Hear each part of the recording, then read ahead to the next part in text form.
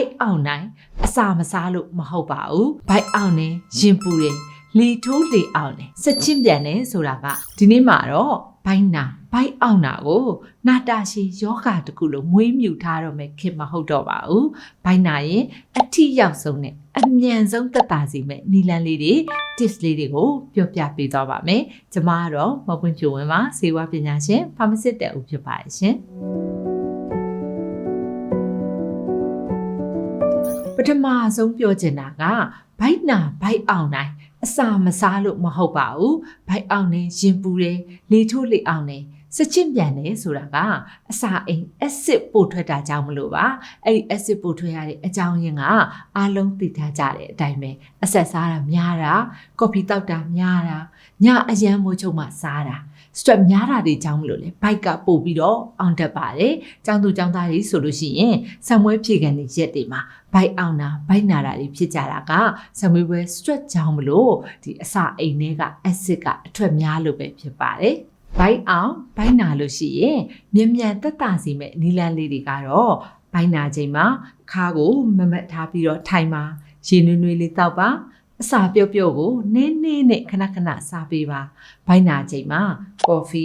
လက်ဖက်ရည်အဆက်စီများတာတွေကိုရှောင်ပါ stress ရော့အောင်ကြိုးစားပြီးတော့နေပေးပါအဲ့လိုအချိန်မှာအစာအိမ် acid ကိုဓာတ်ပြေစေမဲ့ဆေးမျိုးကိုရွေးတောက်တတ်ဖို့ရလိုပါတယ်။တောက်လိုက်လို့ရှိရင်မြန်သက်သာဖို့နဲ့ဆေးအာနိသင်ကြာရနေစေမဲ့ဆေးဖြစ်ဖို့ကလည်းအရေးကြီးပါတယ်။ဥပမာဒီလို creamy gel ထုတ်မျိုးကိုရွေးတောက်တယ်ဆိုလို့ရှိရင်ဘိုက်နာပြီးတော့ရင်ပူးနေတာကိုမြန်သက်သာသွားတာကိုတွေ့ရတယ်။အဲ့ဒါကတော့ဒီထဲမှာပါတဲ့အလူမီနီယမ်ဟိုက်ဒရိုဆိုက်မက်ဂနီဆီယမ်ဟိုက်ဒရိုဆိုက်တို့ကြောင့်ပဲဖြစ်ပါတယ်။သူကအစာအိမ်တွေကဘိုက်နာပြီးတော့ရင်ပူးနေတဲ့ acid ကိုဓာတ်ပြေသွားအောင်လုပ်ပေးပြီးတော့အဲ့ဒီ pH level ကိုလည်းကြာရှိနေအောင်ထိန်းပေးထားနိုင်တယ်။အလူမီနီယမ်ဟိုက်ဒရိုဆိုက်က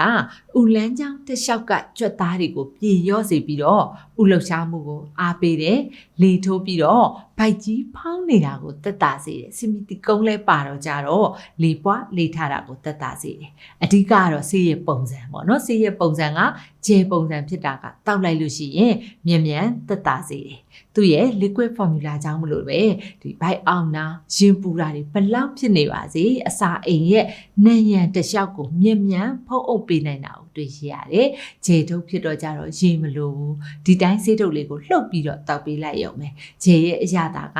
အေးမြတဲ့ပူရှိန်အရာတာဖြစ်တာကလေရင်ပူနေတာကိုပို့ပြီးတော့တိတာနဲ့သက်သာသွားစေတယ်။အစာအိမ်နာတဲ့သူရောင်တဲ့သူ